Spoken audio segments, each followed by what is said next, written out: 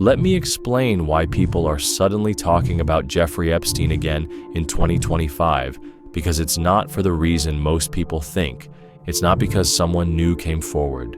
It's not because there was some big surprise arrest. It's because people finally went back and actually read court documents that had been sitting there for years and realized something important was missed. In early 2025, judges start unsealing parts of old Epstein-related court records. These are mostly tied to civil lawsuits brought by survivors years ago, depositions, sworn testimony, and motions asking for names to be made public. Back when these were first filed, a lot of it was heavily redacted, so the public only ever saw fragments. Now those redactions have started lifting. And once that happens, people start noticing patterns that didn't stand out before. By this point, most people think they understand the Epstein story. He's arrested in 2019.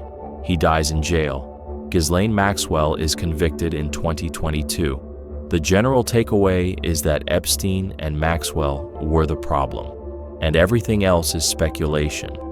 But when you actually read the unsealed testimony in 2025, that neat version starts to feel too simple. One of the first things that jumps out is how often the same names appear across completely different documents, not in headlines or rumors, but in sworn statements given by different women in different years in different cases. One name that keeps coming up is Prince Andrew.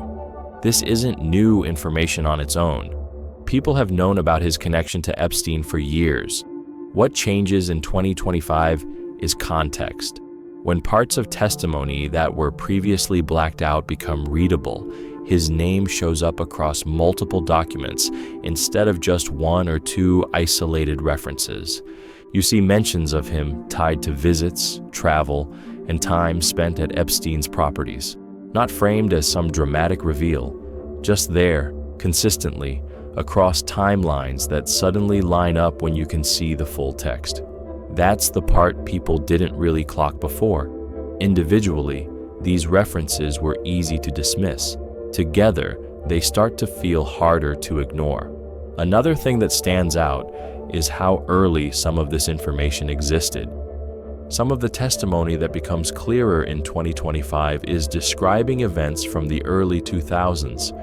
That's years before Epstein's 2008 plea deal in Florida and long before his 2019 arrest. That means people were already describing the same houses, the same routines, and the same kinds of encounters long before the world pretended this was a known problem. So you start asking a very basic question. If this was being talked about back then, why didn't anything stop it? That question becomes even more uncomfortable when parts of grand jury material are reviewed.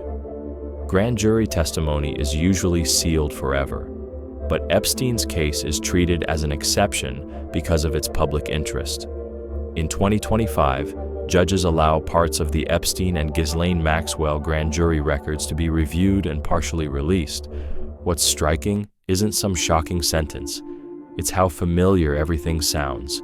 Witnesses talk about being flown to different places, being told when to arrive, being told who was visiting, being told how to behave. The same properties come up repeatedly. The same sense that Epstein's world ran on routines, not chaos. It doesn't read like a series of random, impulsive crimes. It reads like something organized and protected by social power. For years, the public was told there was no evidence Epstein ran anything bigger than himself, but the documents don't really support that clean narrative. What they show is a situation where lots of people were around. Lots of people knew Epstein, and lots of people benefited from not asking too many questions. Then there's another detail that starts bothering people once the documents go public. When the first wave of files is released in 2025, thousands of pages appear online. Journalists download them, survivors read through them, researchers start combing through names, and then people notice something odd. Some documents disappear. Others reappear with heavier redactions than before. Names that were readable one day are suddenly blacked out again. People who saved copies noticed the changes. That raises a simple question. If these documents were approved for release, why are they being edited after the fact? Survivors and journalists push back. New court motions are filed, asking judges to explain why certain names are still being hidden decades later. Government lawyers say it's about privacy and due process. But critics ask something else. Privacy for who, exactly? Around the same time, the Justice Department releases a memo saying investigators found no evidence Epstein had a client list or ran a blackmail operation. That sentence gets repeated everywhere like it's the final word on the whole case. But when you actually read the memo, it doesn't say powerful people weren't involved. It says there wasn't enough evidence to bring criminal charges. That's not the same thing. Civil testimony works differently from criminal cases.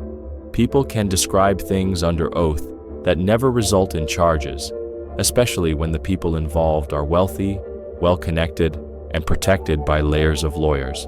Another thing people start noticing in 2025 is how similar survivors' stories sound in small, specific ways.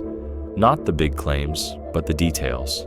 Being told what time to arrive, being told what to wear, being told which rooms were off limits, hearing certain names spoken casually as if everyone already understood who mattered. Those details were always there. They just weren't read side by side. Once people start doing that, it changes how the story feels. By mid-2025, more lawyers start saying something quietly. This case was never about one missing document or one dramatic reveal. It was about patterns, repetition, and a system that struggles to deal with abuse when it hides behind money and status. That's why so few people were ever charged. Not because nothing happened, but because proving who knew what and when they knew it is extremely difficult when everyone involved understands how to stay just inside the law. And this is the part that really shifts how people see the Epstein case. The evidence wasn't hidden in some secret vault.